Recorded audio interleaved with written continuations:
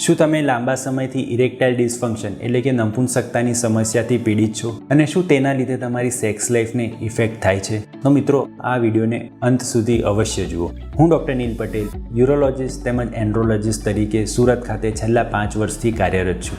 મિત્રો, erectile dysfunction એટલે કે ઇરેક્શન આવવું અને તેને મેન્ટેન કરવામાં સમસ્યા થતી હોય તો તેને ઇરેક્ટાઇલ ડિસફંક્શન કહેવામાં આવે છે. આના લીધે તમારી સેક્સ લાઈફ ઇફેક્ટ થતી હોય છે અને તમારા પાર્ટનર સાથેના સંબંધો પણ ઇફેક્ટ થઈ શકતા હોય છે.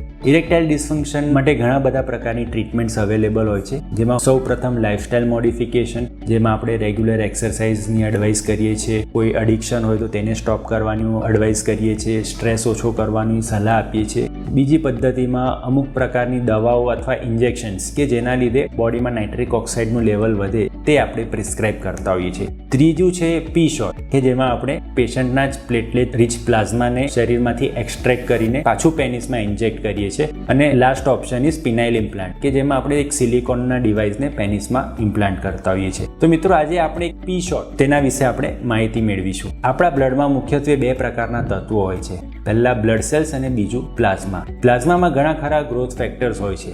આ ગ્રોથ ફેક્ટરનું કામ આપણા શરીરમાં નવા સેલ્સને જનરેટ કરવાનું તેમજ જે જૂના સેલ્સ અને ડેમેજ સેલ્સ હોય તેને રિપેર કરવાનું હોય છે. આથી જો આ જ પ્લેટલેટ રિચ પ્લાઝમાને આપણા પેનિસમાં ઇન્જેક્ટ કરીએ તો ત્યાં પેનિસમાં તે નવા સેલ્સને ડેવલપ કરે છે, નવી બ્લડ વેસલ્સ ડેવલપ થાય છે, તેમજ જે ખરાબ ટિશ્યુ થયા હોય છે લાંબા સમયની ડેમેજના કારણે તેનું પણ રિપેર થઈ જતું હોય છે. તો આનો એક આપણે વિડીયો જોઈશું, જેમાં આપણે પેશન્ટના પ્લેટલેટ રિચ પ્લાઝમાને એક નાની ઇન્સ્યુલિન સિરિંજમાં ભર્યું છે અને મલ્ટિપલ સાઇટ પર આપણે તેને સિરિંજથી ઇન્જેક્ટ કરતા હોઈએ છીએ. આ પ્રોસિજર લોકલ એનેસ્થિસિયામાં થાય છે. પ્રોસિજર દરમિયાન પેશન્ટને બિલકુલ પેઇન નથી થતું હોતું અને પેશન્ટ યુઝ્યુઅલી સેમ ડે ઘરે જઈને પોતાનું રેગ્યુલર કામ ચાલુ કરી શકે છે. તો ફ્રેન્ડ્સ, આના આપણે 6 સિટિંગ લેવાની જરૂર હોય છે અને તેનું રિઝલ્ટ 2 થી 3 સિટિંગ પછી દેખાતું હોય છે. અને સાથે સાથે આપણે પેશન્ટને લાઇફસ્ટાઇલ મોડિફિકેશન એડવાઇસ કરતા હોઈએ છીએ, રેગ્યુલર એક્સરસાઇઝનું કહેતા હોઈએ છીએ અને જો જરૂર લાગે તો લો ડોઝમાં મેડિસિન પણ PDE5 ઇન્હિબિટર્સ ચાલુ કરતા હોઈએ છીએ.